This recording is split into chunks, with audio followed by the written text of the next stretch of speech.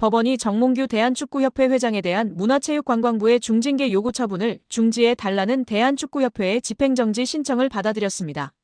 서울행정법원 행정5부 김순열 부장판사는 오늘 11일 축구협회가 문체부 장관을 상대로 낸 특정감사 결과 통보 및 조치 요구 집행정지 신청을 인용했다고 밝혔습니다.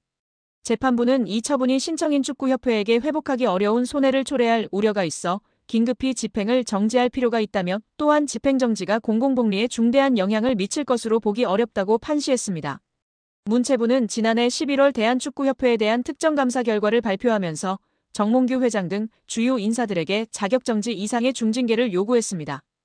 이에 불복한 축구협회는 지난달 21일 문체부 처분 취소 소송을 제기하며 징계 효력을 멈춰달라는 집행정지 신청도 함께 제출했습니다.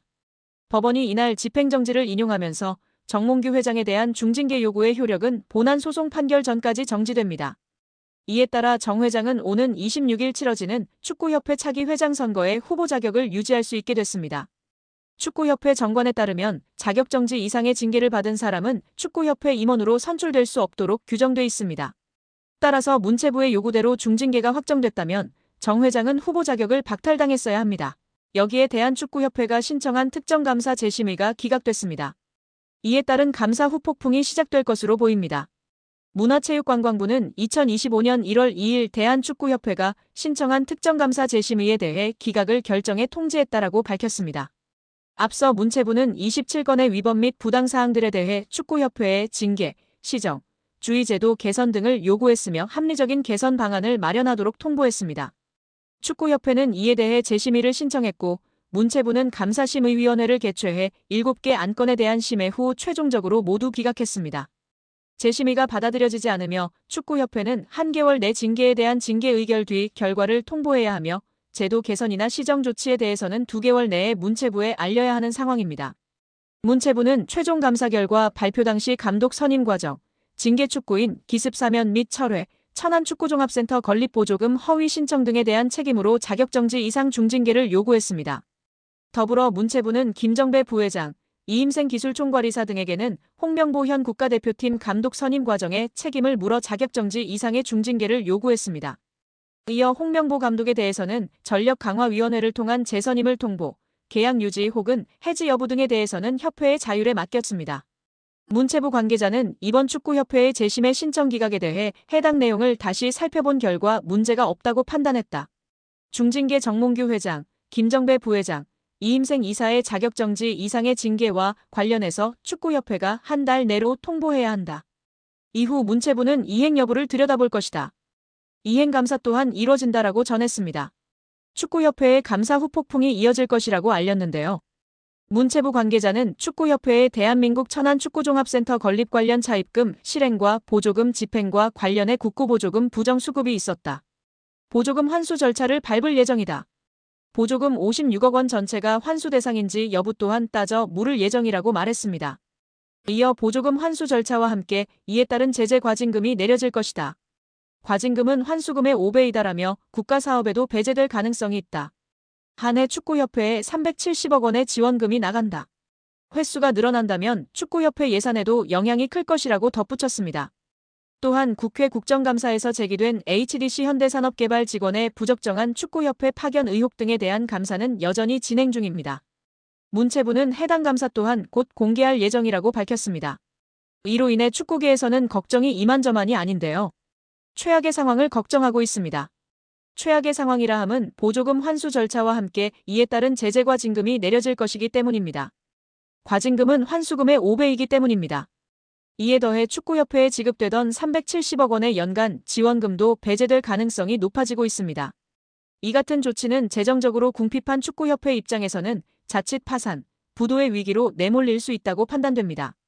천안축구센터의 공사는 당연히 큰 차질이 예상되고 직원들의 급여 지급도 원만하지 않을까 걱정이 됩니다.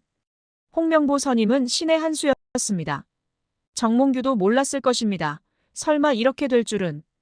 오히려 홍명보로 인해 온갖 비리가 다 밝혀졌습니다. 고맙습니다. 이제 정몽규와 홍명보는 손잡고 나가시면 됩니다. 정말 정 회장의 홍명보 선임은 신의 한 수였습니다. 잠시의 고통이 큰 희망으로 바뀐 것입니다. 이 한 수로 인해 축구 팬들은 분노했고 축구협회의 그림자가 세상에 공개됐으며 이 분노는 문화체육관광위원회 현안질의 문화체육관광위원회 국정감사 문체부 감사까지 이어졌습니다. 이 과정을 통해 정 회장과 홍명보의 숱한 비리와 부정이 드러났으며 이제 두 사람 모두 물러나야 할 처지까지 왔습니다. 이런 대단한 일을 정 회장이 해낸 것입니다.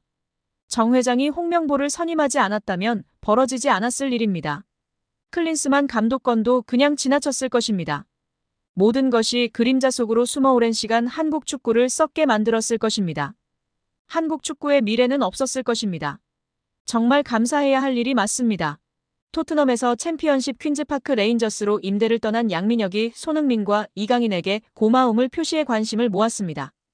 영국 TVR 풋볼은 유튜브 채널 슈퍼러브를 인용 양민혁이 QPR로 임대를 가기 전 손흥민에게 받은 조언을 이야기했다고 전했습니다. 양민혁은 슈퍼러브를 통해 흥민이 형과는 당연히 같은 팀에서 같이 생활했다. 훈련이 끝나고 같이 밥 먹고 냉탕도 항상 같이 했다. 타지에서 같은 팀 선배로서 많은 도움을 주셨다면서 임대 가서도 다치지 말고 경험 많이 쌓고 돌아오라고 했다고 밝혔습니다.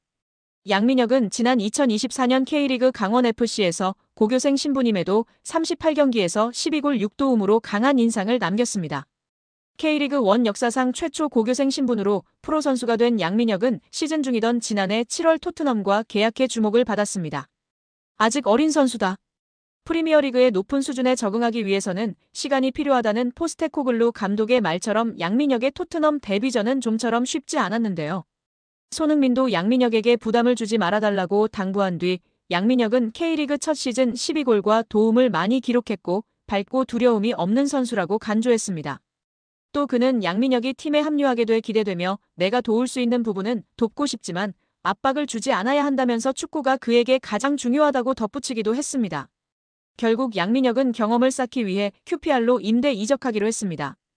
요한 랑게 토트넘 테크니컬 디렉터는 제게 있어 임대 시장은 선수들의 성장에 있어 매우 중요한 단계라면서 프리미어리그 데뷔를 한 선수들의 80% 이상이 임대를 경험했다고 밝혔습니다. 양민혁은 이강인의 이름도 언급했는데요. 한국 축구대표팀에서 이강인과 인연을 맺은 양민혁은 여기 와서 강인이 형이 되게 많은 도움을 주신 것 같다. 고마움을 전하기 위해 이렇게 방송을 통해 이야기한다고 밝혔습니다. 이어 형이 새해에 먼저 연락을 주셨다. 선배가 후배에게 먼저 연락 주기가 쉽지 않다면서 강인 이 형이 왔는데 어려움은 없냐. 자신감 가지고 너 하고 싶은 대로 하면 분명. 내가 좋은 위치에 원하는 위치에 갈 수 있다 등의 조언을 많이 해줬다고 마워했습니다. 양민혁은 국가대표팀에서 잠깐 봤는데도 기억해주고 정말 잘 챙겨줘서 너무 감사하다고 덧붙여 이강인에 대한 감사도 잊지 않았습니다.